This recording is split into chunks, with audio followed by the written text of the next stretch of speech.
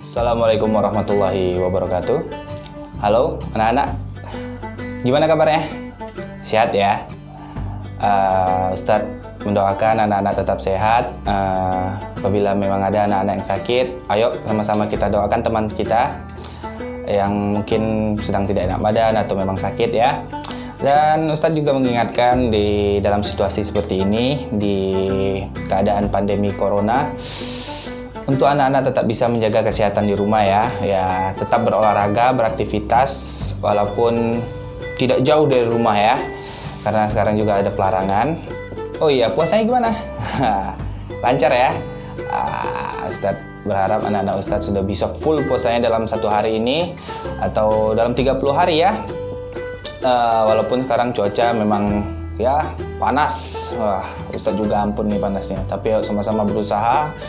Semoga puasa kita full ya. Nah, baik anak-anak. Untuk kali ini Ustadz akan menyampaikan materi tentang renang. Nah, apa-apa saja materi yang akan Ustadz sampaikan? Nah, ini dia. Baik anak-anak. Renang. Nah, sedikit penjelasan tentang renang. Renang adalah gerakan berpindah tempat secara teratur yang dilakukan di dalam air dengan cepat menggunakan tangan dan kaki. Nah, berarti renang adalah olahraga yang dilakukan di mana? Di dalam air, menggunakan tangan dan kaki. Kenapa menggunakan tangan dan kaki? Apa tujuannya? Supaya tubuh kita tidak tenggelam ketika melakukan renang. Oke. Selanjutnya,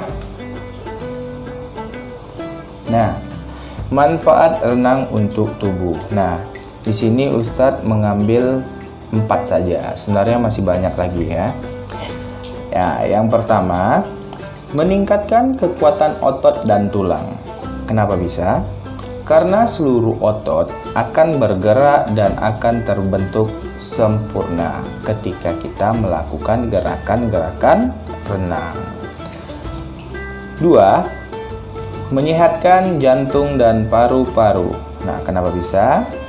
Karena gerakan-gerakan ketika berenang dapat membuat aliran darah lebih lancar dan dengan sendirinya pernapasan akan terlatih menjadi lebih kuat dan panjang. Yang ketiga, menurunkan berat badan. Nah, dengan berenang selama setengah jam saja, sudah 200 sampai 300 kalori di dalam tubuh kita akan terbakar. Nah, bagus sekali itu. Yang keempat, nah ini yang menjadi favorit orang-orang kenapa ingin berenang, yaitu meningkatkan tinggi badan. Berenang sangat membantu pembentukan otot dan pertumbuhan tulang, apalagi kita yang masih masa pertumbuhan. Nah, ini sangat bagus nih. Nah, oke, 4 saja ya. Selanjutnya,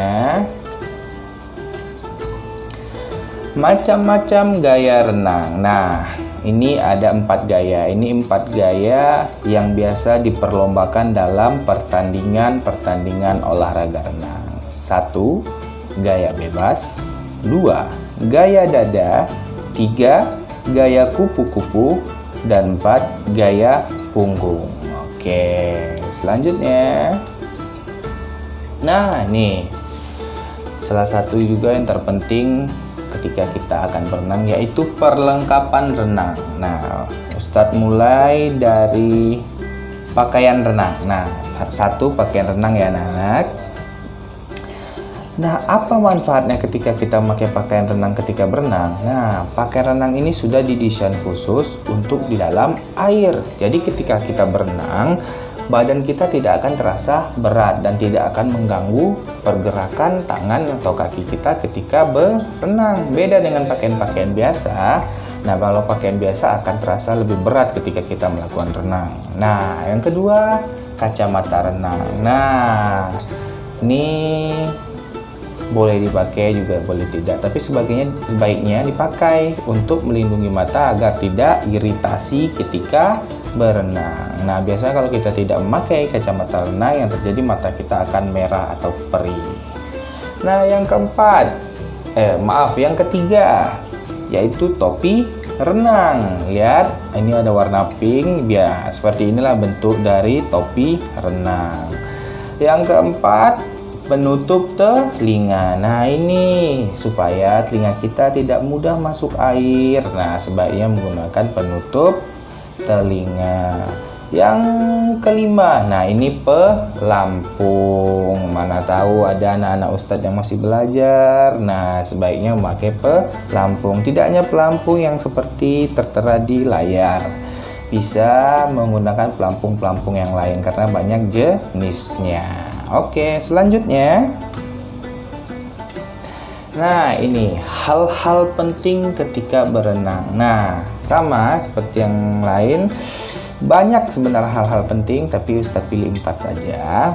Nah, yang pertama, lakukan pemanasan secara menyeluruh pada bagian tubuh mulai dari kepala hingga kaki. Nah, gimana? Masih ingat kan gimana cara pemanasan yang baik dan benar mulai dari kepala sampai kaki? Tujuannya apa? Agar tubuh kita ketika melakukan renang tidak mengalami kram. Nah, bagi yang tahu apa itu arti kram pasti udah ngerti kalau itu sangat berbahaya yang bisa membuat kita tenggelam.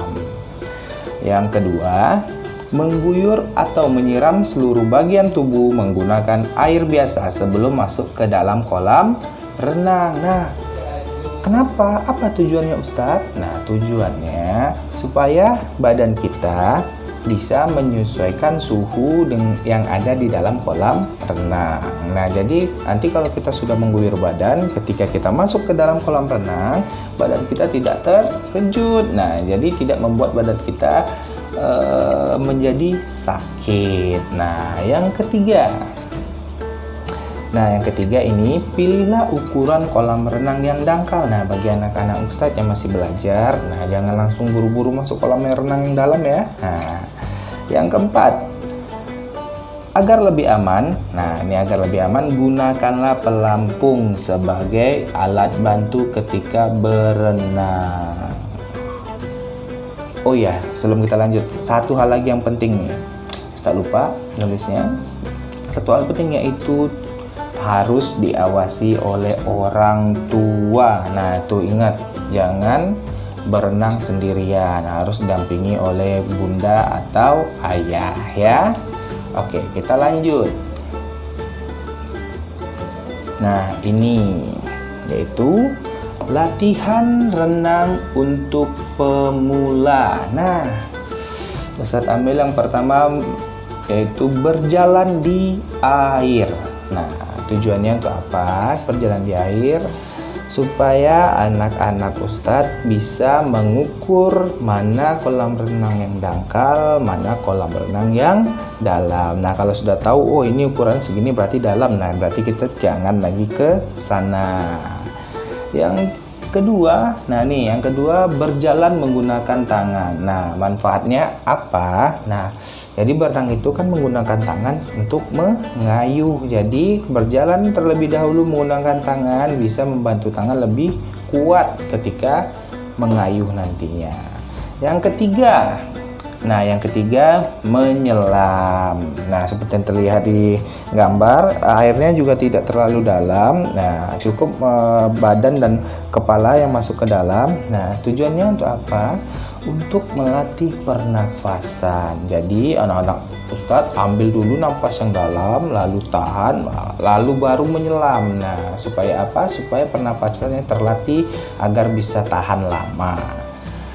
Yang keempat ini yaitu melompat. Nah, untuk memperkuat kaki, nah coba lakukan melompat di dalam air supaya otot kaki kita lebih kuat. Nah, yang kelima ini latihannya yaitu menggerakkan kaki. Jadi kita berpegangan di dinding tepi kolam renang. Nah, kaki kita ayuh-ayuhkan ke kolam supaya apa? Supaya bisa lebih terbiasa ketika mengayuh menggunakan kaki.